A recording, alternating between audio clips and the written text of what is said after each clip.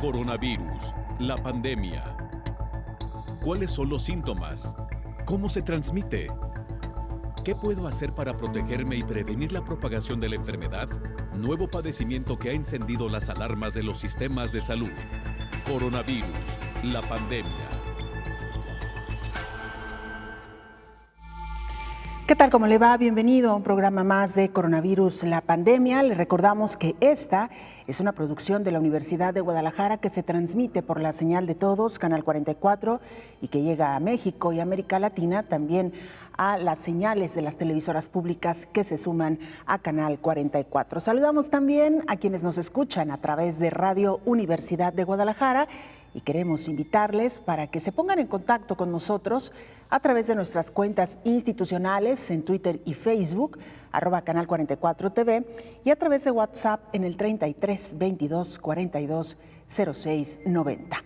Hoy estaremos hablando de los sistemas públicos y privados en general en los diferentes países, en una coyuntura, por cierto, interesante, donde México ha anunciado este lunes un convenio que ha celebrado con la red de hospitales privados para poder coordinarse en la atención de los diferentes pacientes que tendrán que atenderse en las próximas semanas, no solamente aquellos que hayan sido contagiados por coronavirus, sino también el resto de la población que día a día demanda los servicios de salud. Estaremos también hablando sobre la situación en Reino Unido, que ya supera las 10,000 muertes por coronavirus tras sumar 737 este domingo, y haremos una parada en Ecuador también para conocer cómo evoluciona la situación en este país sudamericano y, como todos los días, nuestro reporte en vivo, en directo desde Ginebra, Suiza. Iniciamos, pues. El Banco Mundial advirtió que la crisis del COVID-19 sumirá a Latinoamérica en una fase de recesión y que las consecuencias económicas golpearán fuertemente las principales potencias de la región.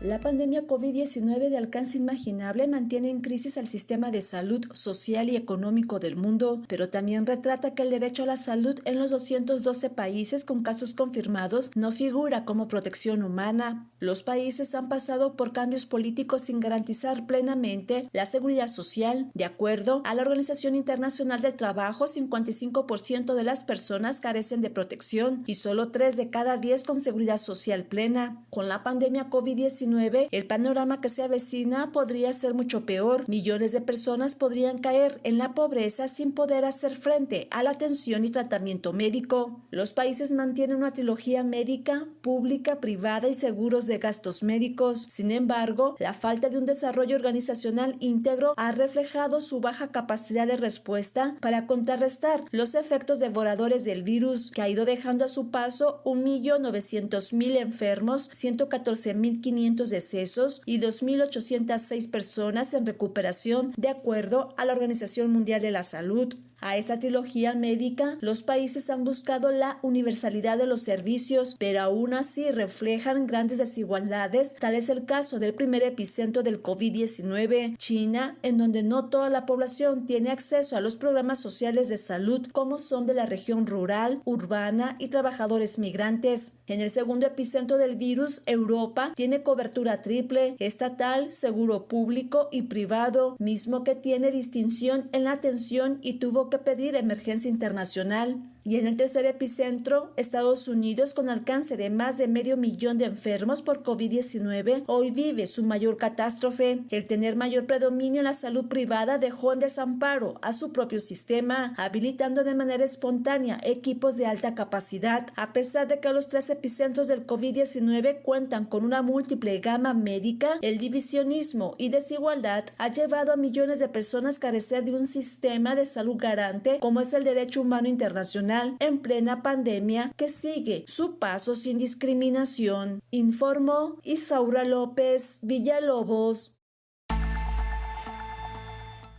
Gracias a nuestra compañera Isaura por este reporte que todos los días nos ofrece, un reporte actualizado de los casos en el mundo. Vamos ahora a Ginebra, Suiza. Nuestra compañera Isabel Saco nos reporta sobre el informe más actual de la Organización Mundial de la Salud. Te saludamos, Isabel, adelante con tu reporte. Buenos días, Belén. Buenos días igualmente a todo el auditorio de Canal 44. El mundo ha entrado al segundo trimestre del año en medio de una pesadilla llamada coronavirus, que hace tan solo 3 meses nadie creía posible. En ese momento se trataba de una epidemia confinada a China, pero ahora está en todo el mundo y al día de hoy ha dejado más de 106.000 muertos, según ha confirmado la Organización Mundial de la Salud aquí en Ginebra. También ha confirmado que el número de infectados se eleva a 1.700.000, es decir, 650.000 casos adicionales con respecto a hace tan solo 9 días, cuando se superó la barrera del primer millón de casos. En menos de 3 semanas, el foco de la pandemia se ha trasladado de Europa a Estados Unidos, que cuenta por casi una tercera parte de todos los casos a nivel mundial y el mayor número de fallecidos en este trágico recuento. Sin embargo, con el avance más reciente del coronavirus en Alemania y Francia y con la difícil situación que todavía viven desde hace semanas Italia y España, el continente europeo sigue siendo el más afectado, con más de 880.000 personas que han contraído el COVID-19. El continente americano está cerca de los 580.000 casos, pero más de medio millón corresponden a Estados Unidos y una tercera parte de ellos se concentra en el estado de Nueva York. Mientras tanto, con un nuevo sobresalto se ha recibido la información de los nuevos contagios en China, que ha registrado su mayor número desde marzo, con 108 nuevos casos reportados en un día, casi todos de viajeros chinos que retornaban del extranjero. Hay que recordar que el gobierno chino mantiene la prohibición de entrada para los extranjeros. En este periodo crítico, la OMS está pidiendo a los responsables políticos que atiendan razones sanitarias antes que económicas a la hora de decidir si levantan las medidas para contener la epidemia. El primer elemento que debe garantizar es que la transmisión está controlada, que cuentan con suficientes servicios médicos a disposición y que el riesgo de nuevos brotes es mínimo, en particular en lugares como residencias de ancianos. Mientras tanto, la reanudación de la vida escolar, comercial y laboral debe estar supeditada a que estén en pie medidas de prevención eficaces. El riesgo del exterior también debe ser bien medido cuando los países decidan reabrir sus fronteras al tráfico terrestre y aéreo internacional, para lo cual deben estar seguros de que tienen la capacidad de manejar la llegada de viajeros contaminados. Actualmente, ningún país del mundo cumple con todos esos requisitos, a los cuales la OMS agrega uno que probablemente sea la clave para derrotar al coronavirus a mediano y largo plazo.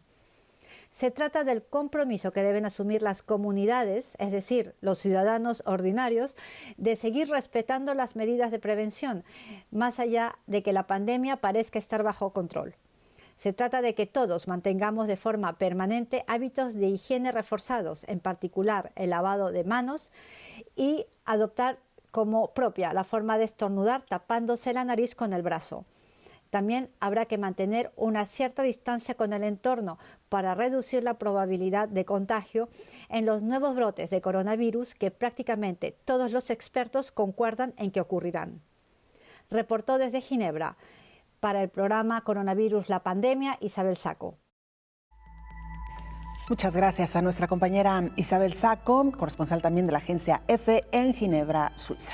Me da mucho gusto recibir en este espacio, en esta mesa de trabajo, al infectólogo, el doctor Héctor Raúl Pérez Gómez. Doctor, bienvenido. Como siempre, un gusto saludarlo. Qué gusto, Belén. Muchísimas gracias. Bueno, doctor, enfrente tenemos todos los países, no podemos hablar o excluir a ninguno, incluso las grandes potencias, de un sistema de salud que ha sido poco abastecedor para toda esta situación que se ha presentado. Hoy hablaremos, doctor, ya lo habíamos hecho en alguna ocasión de los diferentes sistemas de salud, pero habíamos hablado de los sistemas de salud públicos. Sí. Hoy queremos sumar a esta mesa, a este debate, qué sucede también con el sector privado y si han estado respondiendo y cómo han estado respondiendo también ante esta situación. Doctor, en términos generales, ¿cuál sería su primera reflexión? Que definitivamente el sector privado es muy importante ante una contingencia de esta naturaleza, porque en el caso de México, el sector privado posiblemente contribuye con aproximadamente unas 9,000 camas de hospital en el país, pero además recientemente se firmó un acuerdo de colaboración del sector privado hospitalario con el gobierno federal, en el que el sector privado, los hospitales privados, estarían contribuyendo con, tengo entendido, alrededor de 3,000 camas de hospital en el país, con propósitos de atención a este tipo de pacientes. Algunas son terapias intensivas y eso es importante. Y como lo hemos comentado en otros programas, la capacidad en el número de camas que tiene México es reducido en términos de comparación con otros países como Japón, como Corea, como incluso Italia. Y por ese motivo, al tener México solamente 1.5 camas por 1,000 habitantes, es que se da esta necesidad de colaborar con el sector privado de igual manera. No es que vaya a ser gratuita la atención en los hospitales privados, pero lo que sí parece tener este acuerdo es que a costos preferenciales, a casi costos de operación, los hospitales van a contribuir con ese número de camas, los hospitales privados. Un costo que será cubierto por el gobierno federal. Efectivamente, así lo tengo entendido, en virtud de que cuando existen pandemias, epidemias, contingencias de esta naturaleza, bueno, como en la mayor parte de los países, el gobierno tiene la obligación de cubrir, de atender, y esto en el caso de nuestro país, bueno, pues está consagrado en el artículo 4 de la Constitución Política de los Estados Unidos Mexicanos, ¿no? Que no habíamos escuchado un convenio de este tipo, doctor, y vale la pena destacar o hacer énfasis en que los países tienen diferentes sistemas de salud, entonces podría ser un poco complicado comparar un caso de un país con otro, pero en el caso de México, lo decíamos al inicio de este espacio, que justo nos toca esta coyuntura de poner como ejemplo o de traer a la mesa el caso de México, porque este día se ha anunciado precisamente este convenio. Los detalles, las letras chiquitas se irán conociendo en los próximos días, pero sí que es un modelo interesante, doctor, claro, el sumar a esta contingencia a la red de hospitales privados de México, que hay que decirlo, hay hospitales de muy alta calidad, doctor. Claro, por supuesto. Y también hay que decir que lo que se ha conocido hasta ahora, con base en esta conferencia de prensa que ofrecieron las autoridades federales, es que los hospitales privados sumarán esta cantidad de camas para atender pacientes que tienen otros padecimientos distintos a COVID, con la intención de ir como especializando o destinando la salud pública a COVID, aunque han hecho la aclaración, y eso me parece muy importante, doctor, porque lo hablaremos más adelante, con la aclaración de que los hospitales privados podrán seguir atendiendo a sus pacientes ya que tienen, ¿no?, los pacientes que acuden a la seguridad privada, aquellos que también tengan COVID-19, ¿no, doctor? Por supuesto, así es el esquema.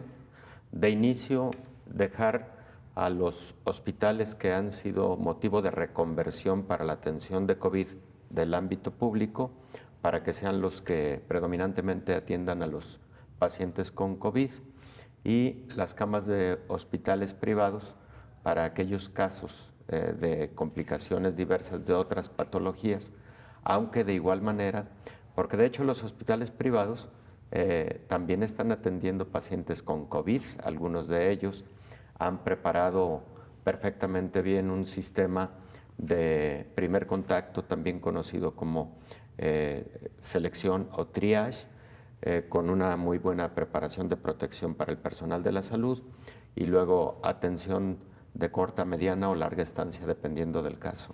Sí, lo que hemos sabido hasta ahora, y lo han puesto nada más como ejemplo, porque habrá que saber que otros padecimientos serán atendidos en hospitales privados, y bueno, más que padecimiento, estamos hablando del caso de la maternidad, que eso sí se ha puesto, digamos, como ejemplo, aquellas mujeres que tengan que parir y que por alguna u otra razón no puedan ser atendidas en el sector público, por saturación. Serán derivadas a estos hospitales, doctor. Efectivamente. Bueno, hablaremos, por supuesto, de mucho más de este acuerdo y del resto de lo que pasa con otros países, su seguridad privada, el tema de los seguros, doctor, que es todo un asunto también. Así que esto y mucho más a lo largo de esta emisión de Coronavirus, la pandemia. Una pausa, volvemos.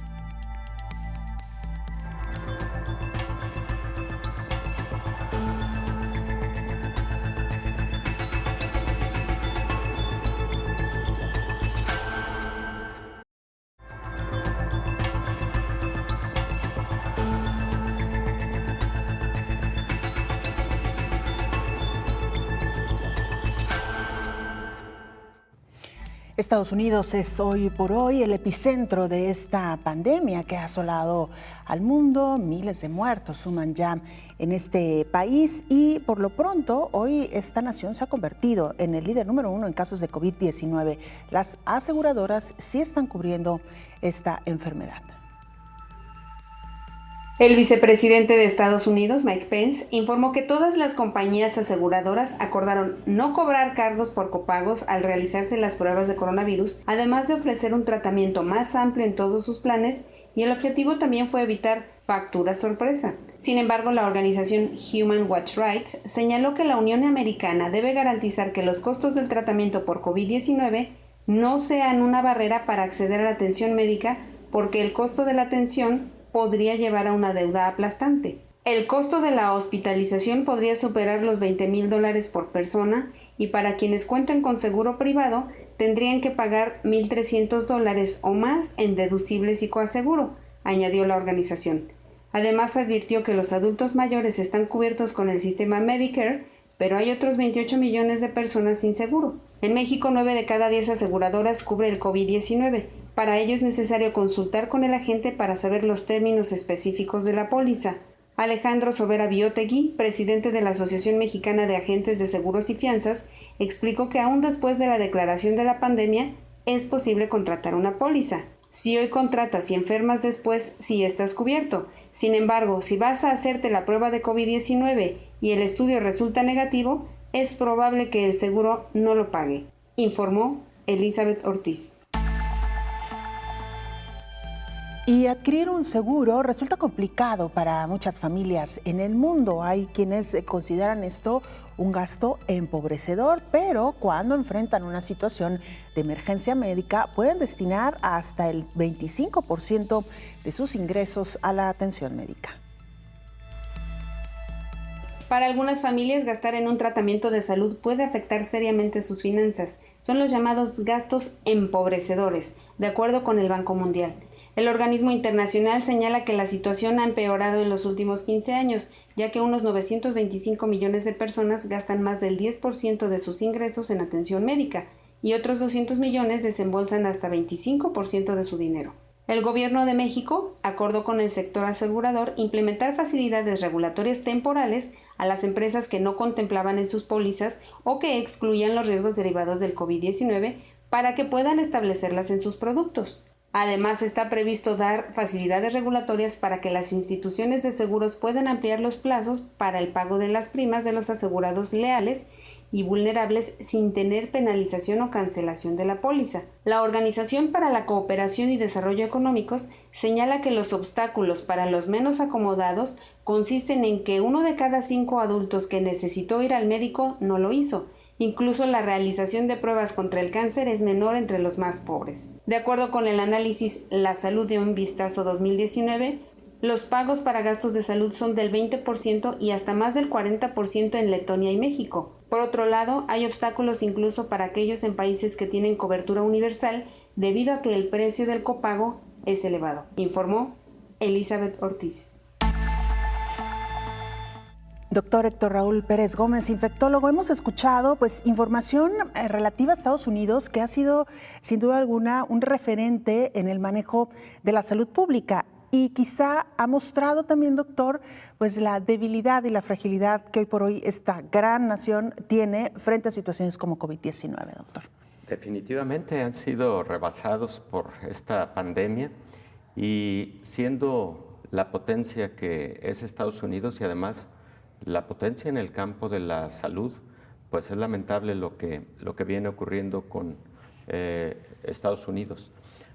Habría que recordar que también en el caso de Estados Unidos, las diferentes modalidades de aseguramiento de la salud con que cuentan los norteamericanos, sí se vieron en su momento afectadas posiblemente por la decisión de desaparecer el famoso proyecto, el famoso programa del Obamacare, que seguramente hubiera sido un programa con una capacidad de cobertura mayor, sobre todo para personas de menor recurso en los Estados Unidos, y posiblemente eso hubiera sido algo muy conveniente, muy necesario, muy oportuno de estar funcionando en estos momentos en que la pandemia está afectando a sectores de la población muy vulnerables.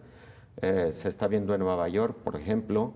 En Nueva York aproximadamente el 70% de las personas con COVID, y particularmente quienes han perdido la vida, pertenecen a sectores de condición socioeconómica muy difícil.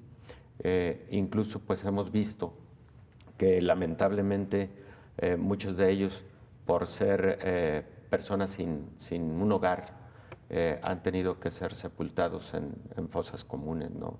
Entonces a ese grado ha llegado la afectación en los Estados Unidos, y pues creo que hay que tener en consideración también el hecho de que la población adulto mayor en Estados Unidos es un porcentaje más alto que la que tiene México. México tiene 10% de sus adultos, de su población son adultos mayores de 65 años.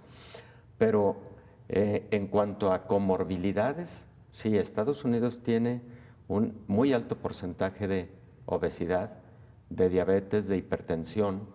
Sin embargo, en México tenemos uno de los primeros lugares también de obesidad, también de hipertensión y de diabetes, incluso porcentualmente un poco más que los Estados Unidos. Entonces, eso nos tiene que llamar a la reflexión, a la atención, por lo que puede significar para México, que aunque sea un país de personas más jóvenes, a diferencia de Italia o de España, sí es un país con mucha comorbilidad. Y lo estamos viendo ya en las cifras, doctor, cómo el número de muertes se está reflejando en un grupo, un sector de la población mucho más joven que el que venían registrando otros países, ¿no? Efectivamente, la población afectada en México está teniendo un promedio de edad menor que el resto de los países, al menos que los países europeos. Ahora, doctor, hablábamos del sistema de salud y de lo que ocurre en Estados Unidos, y a propósito de esta situación por la que hoy están atravesando y la alta, pues el alto nivel de mortandad que ha generado este virus, alrededor de 22,000 personas habían perdido la vida hasta este lunes y 555,000 se habían contagiado, una cifra récord, digamos, a nivel mundial, incluso superando a China. Sí. El asunto, doctor, es que ¿qué pasaba antes de este virus en Estados Unidos? Porque hasta donde sabemos, la mortandad en Estados Unidos por este tipo de enfermedades, dejando fuera coronavirus, suele ser también muy alta, doctor. Sí, por supuesto. Cada año en Estados Unidos posiblemente mueren una proporción similar de personas con otro tipo de patologías respiratorias, por ejemplo, influenza, por ejemplo, virus sincicial respiratorio, neumococo, son causas de muerte frecuente en los Estados Unidos durante las épocas de enfermedad respiratoria. Entonces, en una proporción parecida a la que en este momento están viendo por este nuevo coronavirus, pero este nuevo coronavirus, digamos, ha venido a agregarse a la carga de mortalidad que cada año tiene Estados Unidos por enfermedad respiratoria. Entonces, por eso los ha rebasado. Claro. Y además de lo anterior, la diferencia es en esta infección por este coronavirus, la necesidad de camas, pero de terapia intensiva, se ha vuelto cada vez mayor. Aproximadamente el 6% de todas las personas que tienen infección por SARS-CoV-2, este nuevo coronavirus, requieren de una cama de terapia intensiva, que es una infraestructura especializada muy diferente a lo que serían camas generales de un hospital. Claro. Doctor, hablábamos al inicio de este programa del acuerdo firmado este lunes por el presidente Andrés Manuel López Obrador y la Asociación de Hospitales Privados en nuestro país. Vamos a conocer los detalles de esta noticia. Frente al avance de la pandemia de COVID-19 en México, uno de los grandes retos que enfrenta el sistema de salud es la necesidad de camas de terapia intensiva, por lo que la Secretaría de Salud anunció un acuerdo con hospitales privados para que se puedan utilizar estos recursos en caso de ser necesario, y estos nosocomios pueden atender a la población abierta. Según el secretario del Consejo de Salubridad General de la Secretaría de Salud, José Ignacio Preciado Santos, la Asociación Nacional de Hospitales Privados explicó que los 250 hospitales privados que se tienen contemplados dentro del plan de reconversión, habría la posibilidad de usar más de 1,300 camas para la atención de pacientes con COVID-19. Mientras que en España, ante la grave crisis de COVID-19 en ese país, se nacionalizaron los hospitales privados para contagiados. La sanidad pública española, privada y militar, quedaron bajo la dirección del Gobierno de España, orden que fue anunciada directamente por el presidente Pedro Sánchez. Por su parte, el mandatario estadounidense Donald Trump anunció la Ley de Producción de Defensa para incluir al sector privado y hacer frente a la pandemia, informó Rocío López Fonseca. Lo decíamos ya, cómo los países han respondido de manera diferente y con base en su propio sistema de salud. Por supuesto, estaremos analizando más de esto que nos ha presentado nuestra compañera Rocío López después de la siguiente pausa.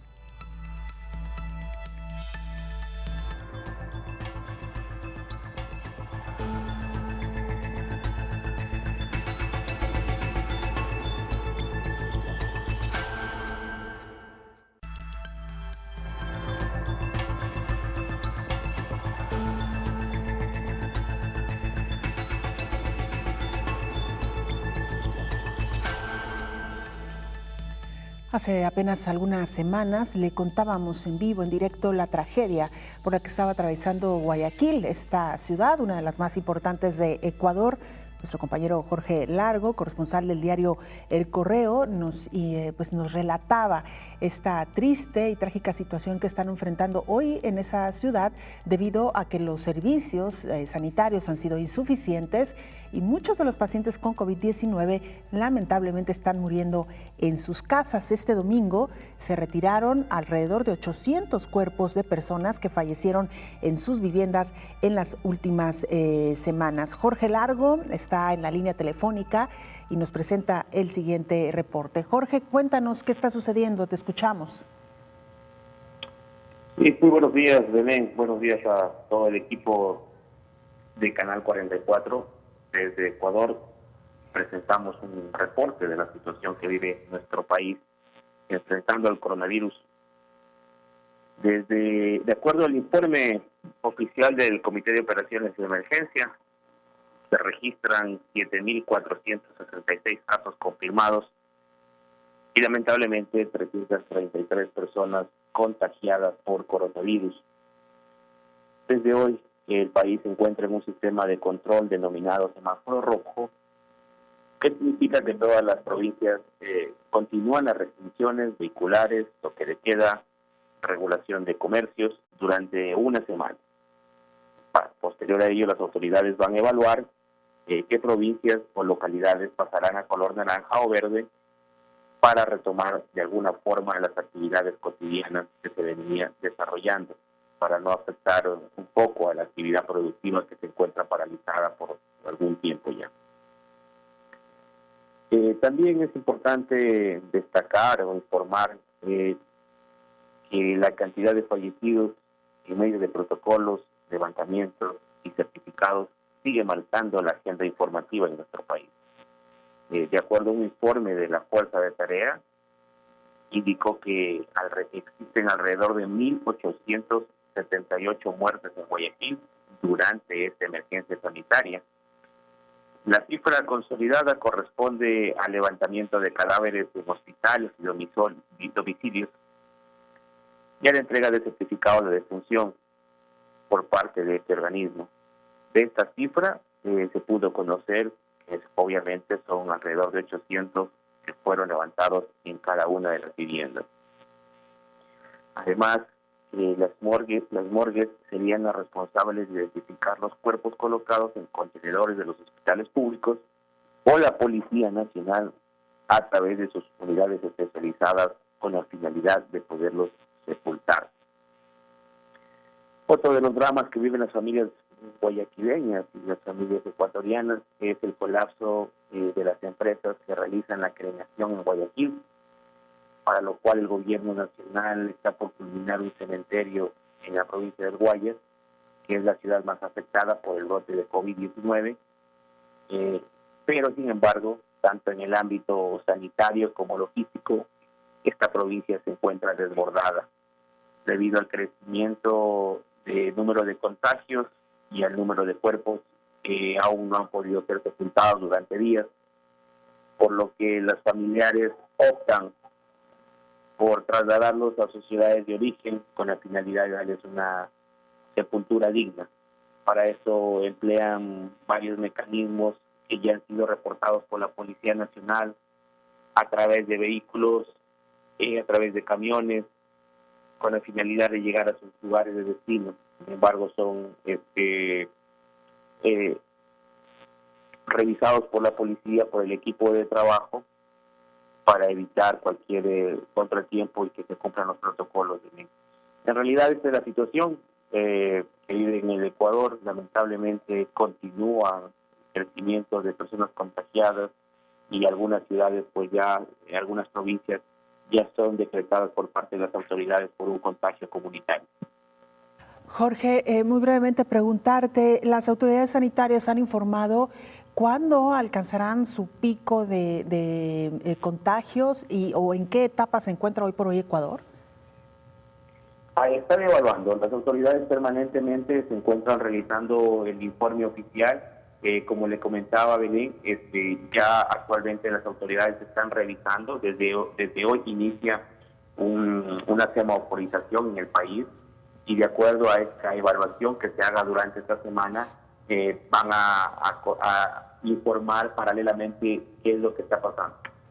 Jorge, ¿cómo de lo que tenemos entendido, están suspendidas las actividades hasta el 19 de abril en primera instancia y a partir de ese momento van a continuar las evaluaciones para determinar cuál es la situación que va a vivir el país posteriores días. Jorge, como siempre, un gusto saludarte y escucharte. Gracias, un abrazo, por supuesto, para todos nuestros amigos y hermanos en Ecuador. Gracias. Muchísimas gracias, un saludo desde Ecuador. Es Jorge Largo, corresponsal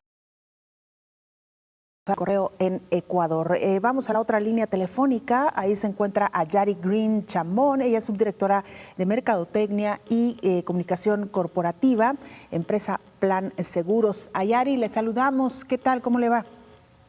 Hola Belén Zapata, ¿cómo estás? Buenos días. Buenos días a ti, a toda tu audiencia. Gracias por recibirme. Al contrario, gracias por aceptar esta comunicación. Si nos pudiera en breves minutos, Ayari, explicarnos cómo están funcionando los seguros médicos en estos momentos de COVID-19. Pues mira, particularmente en México, las aseguradoras están haciendo varias estrategias para poder apoyar a la sociedad mexicana y que no se sientan de alguna manera desamparados en este aspecto. Las medidas que se están tomando son diversas, ¿no? Desde toda la protección ante la enfermedad o por ahí a lo mejor algún lanzamiento de un producto en específico, dando recomendaciones a través de redes sociales o de la página de internet de qué es lo que tienen que hacer, tanto para protección ante una posible infección o bien para recibir alguna atención médica. Entonces, básicamente todas las aseguradoras están haciendo diferentes estrategias en este aspecto. Plan Seguro específicamente, bueno, pues estamos cubriendo la enfermedad porque sabemos que pues es un periodo complicado, no nada más de salud, sino también un tema económico. Claro. Ayari, ¿se sabe si todas las aseguradoras, al menos en México, están cubriendo esta enfermedad? ¿Entran dentro de sus planes de seguro? No te sé decir si alguna no. Lo que sí he visto es que la mayoría de las aseguradoras estamos al frente para cubrir esta enfermedad. ¿Qué tiene que hacer un paciente que tiene contratado un seguro médico en caso de que tenga sospecha de haber sido contagiado por COVID-19? Pues mira, lo primero que tiene que hacer es acudir a una atención médica.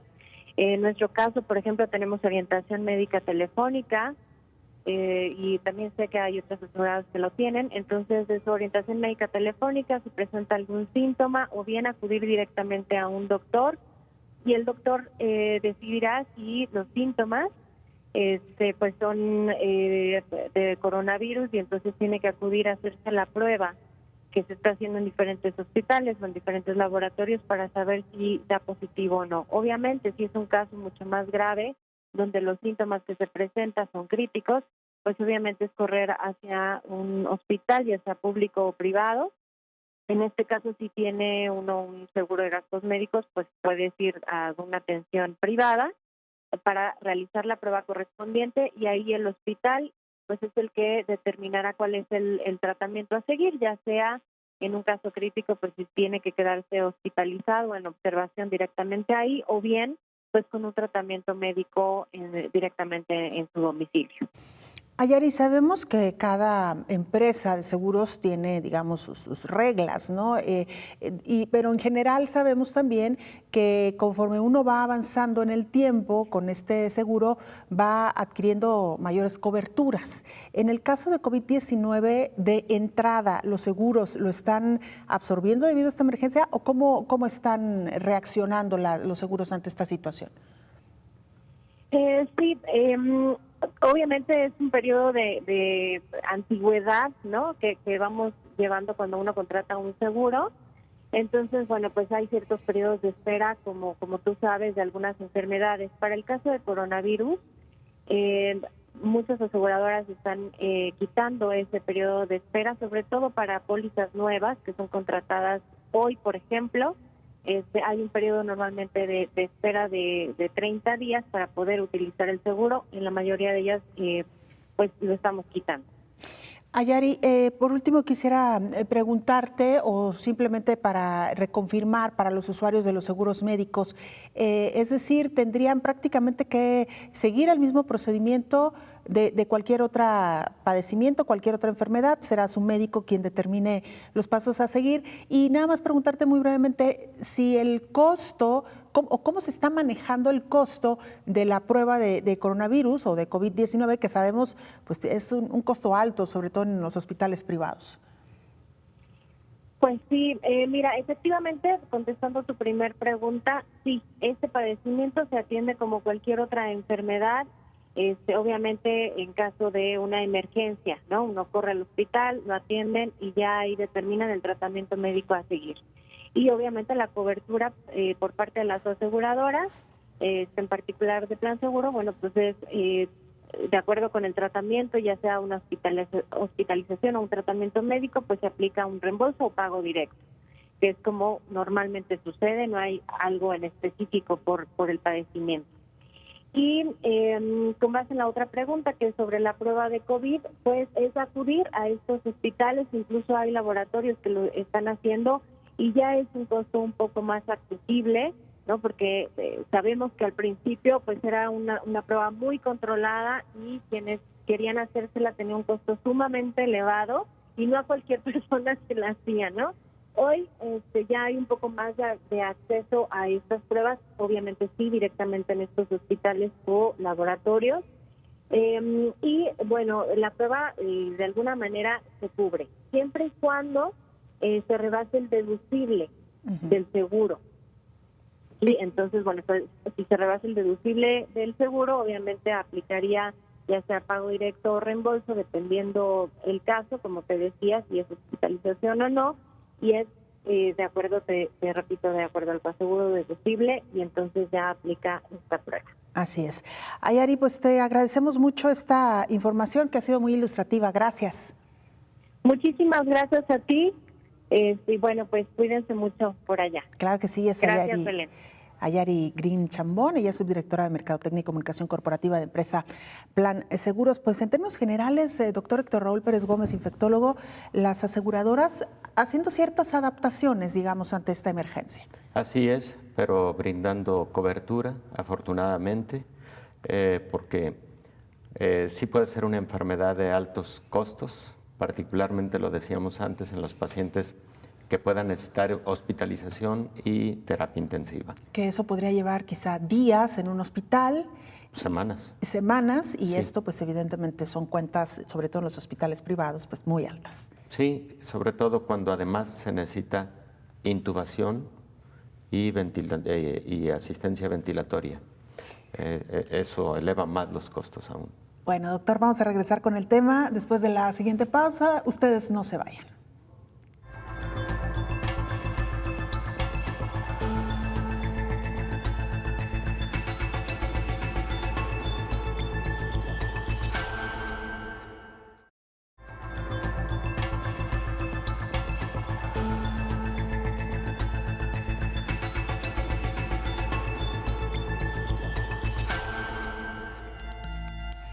Nos trasladamos ahora hasta el Reino Unido. Ahí se encuentra Judith Mora, ella es corresponsal de la agencia EFE, y nos reporta esta situación que también todavía está en emergencia, donde no han podido controlar el número de contagios, tampoco el número de muertes. Judith Mora, te saludamos y te escuchamos. Hola, ¿qué tal? Buenos días, Belén. Buenos días a todo el auditorio de Canal 44. El primer ministro británico Boris Johnson continúa este lunes su recuperación de la COVID-19 en su residencia oficial de Chequers, a las afueras de Londres, después de salir el domingo del hospital londinense donde ingresó el 5 de abril. Mientras el líder conservador está convaleciente, le sustituye al frente del gobierno el ministro de Exteriores, Dominic Raab, quien de momento se ha limitado a aplicar las instrucciones dejadas por el primer ministro. Sin embargo, el gobierno británico debe decidir el próximo jueves si mantiene o relaja las restricciones impuestas hace 3 semanas para frenar la propagación del virus, que incluyen el confinamiento en los hogares y el cierre de buena parte de la economía. El Ejecutivo está bajo presión después de que las muertes en este país por la enfermedad del coronavirus hayan superado las 10.000, cuando ni siquiera se ha tocado el pico de la pandemia. Además, los trabajadores del sector sanitario aumentan sus quejas sobre la escasez de equipamiento de protección, como mascarillas y guantes, e incluso de algunos fármacos normalmente utilizados en cuidados intensivos. En un vídeo difundido en Twitter tras recibir el alta, Johnson agradeció a los profesionales del Servicio Nacional de Salud que le hayan salvado la vida e instó a los ciudadanos a quedarse en sus domicilios para evitar la propagación del virus y proteger la sanidad pública. Paradójicamente, Johnson, que reconoce en su mensaje que estuvo cerca de morir, ha sido criticado por su lentitud inicial a la hora de aplicar esas restricciones en pro de una hipotética inmunización colectiva por contagio, una teoría científica que el gobierno asegura que no formó parte de su política oficial. En declaraciones a la BBC, el científico Jeremy Farrar, miembro del equipo asesor del Ejecutivo, ha advertido de que es probable que el Reino Unido sea uno de los países de Europa más afectados, si no el más, por el virus, por delante de Italia, España y Francia. A fin de frenar los contagios, el Gobierno trabaja con compañías de tecnología para crear una aplicación de móvil de uso voluntario que permitirá recoger información de los ciudadanos y mantiene el objetivo de hacer hasta 100.000 test diarios para finales de este mes. El líder de la oposición laborista, Keir Starmer, ha pedido que el Parlamento, suspendido desde el 26 de marzo y que debe reanudarse el 21 de abril, se reúna cuanto antes para someter a escrutinio la estrategia del Ejecutivo contra la pandemia. Starmer ha señalado que el Gobierno debe responder frente a las acusaciones de falta de equipamiento, así como de los indicios que demuestran que las personas de raza negra y de minorías étnicas están sufriendo más los estragos de este virus. Judith Mora reportó desde Reino Unido para el programa Coronavirus la pandemia.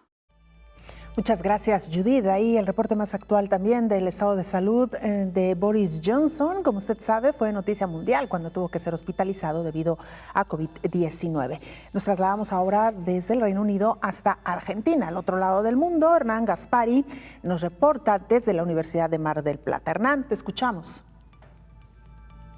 Hola Belén, ¿qué tal? Un saludo para usted y para todo el auditorio de Canal 44. Aquí en la República Argentina se culminaba en el día de hoy la primera prórroga de la cuarentena, el decreto de aislamiento social preventivo y obligatorio que se dispuso el pasado 20 de marzo, que tuvo una prórroga hasta el día de hoy y que nuevamente se prorrogó ahora hasta el día 26 de abril, momento en el cual se volverá a discutir el tema, según dijo el propio presidente de la Nación. De esta manera se va a estar cumpliendo más de un mes desde este proceso, desde esta cuarentena, que ha permitido, según se informó, que bajaran significativamente las cifras oficiales, que podamos contar ahora con una tasa de duplicación bastante más lenta que la que se podía prever al principio de esta pandemia. 3,33 días de duplicación había en un inicio, ahora 10,29,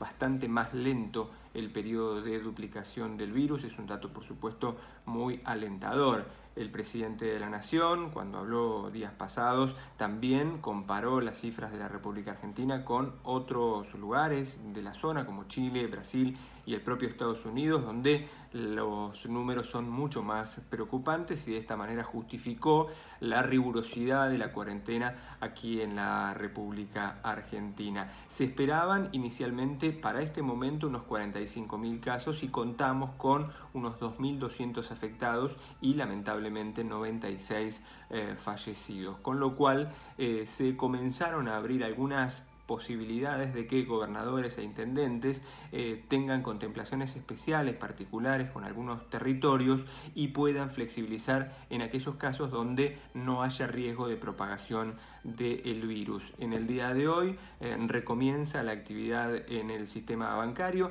con un sistema de turnos pretomados, donde la gente solamente va a asistir en el momento en que tenga el turno. En el caso particular de la ciudad de Mar del Plata, hace muy pocos días, la Escuela Superior de Medicina de la Universidad Nacional de Mar del Plata emitió un informe con una proyección estimada para el territorio de la ciudad de Mar del Plata, una ciudad de casi 1 millón de habitantes. Se prevé para el 31 de mayo unos 1.600 casos. Es un número importante, por supuesto, pero dentro de todo relativamente manejable si se ve con cierta antelación para el sistema sanitario argentino.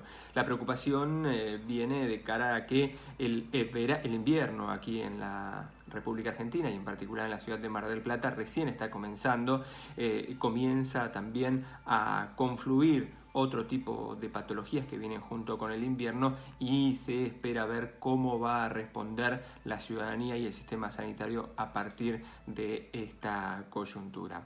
Desde Mar del Plata, Argentina, informó para ustedes Hernán Gaspari.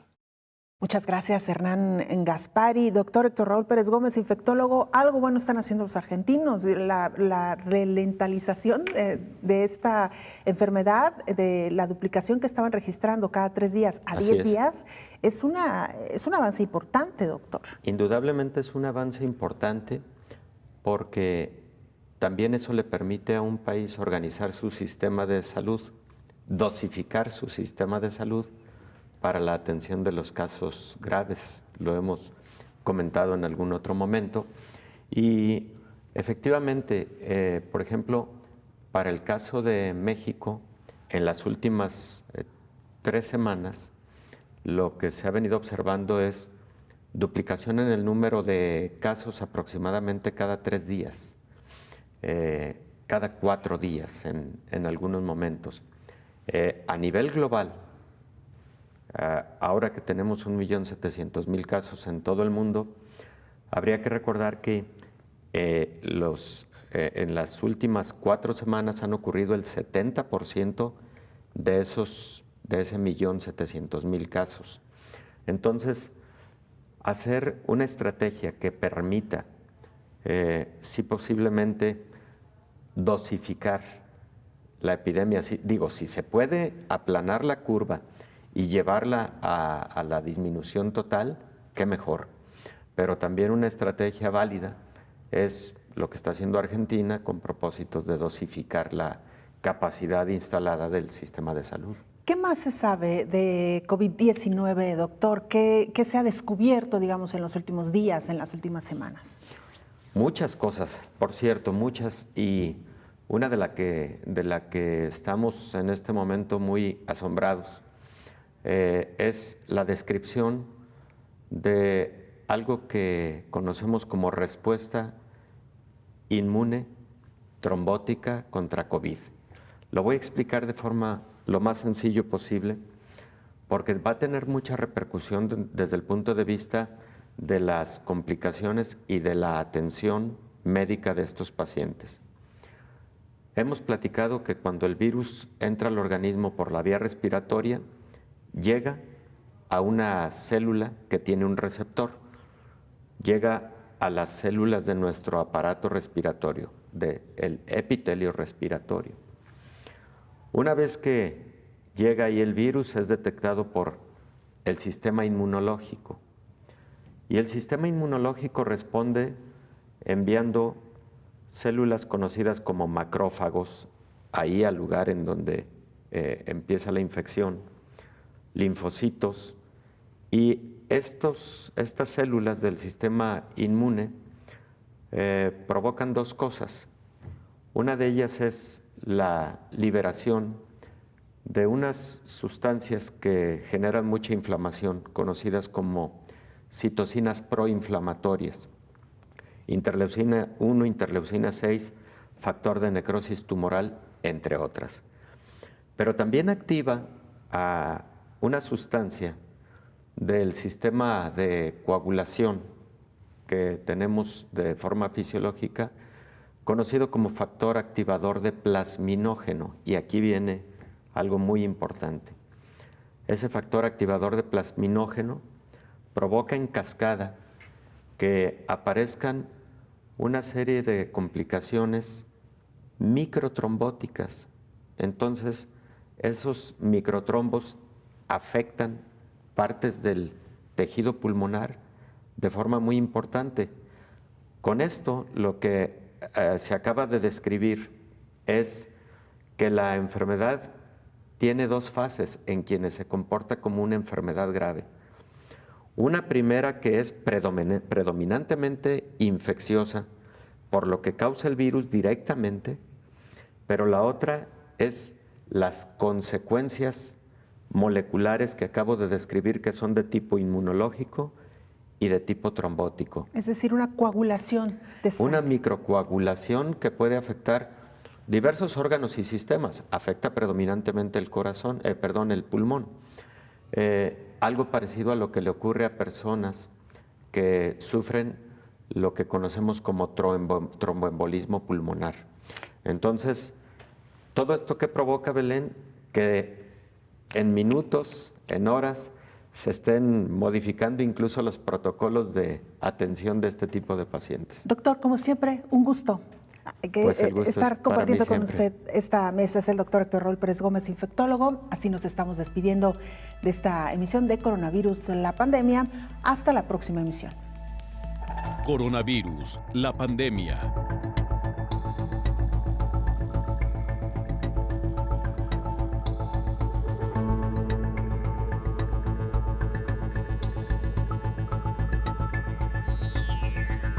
Coronavirus, la pandemia.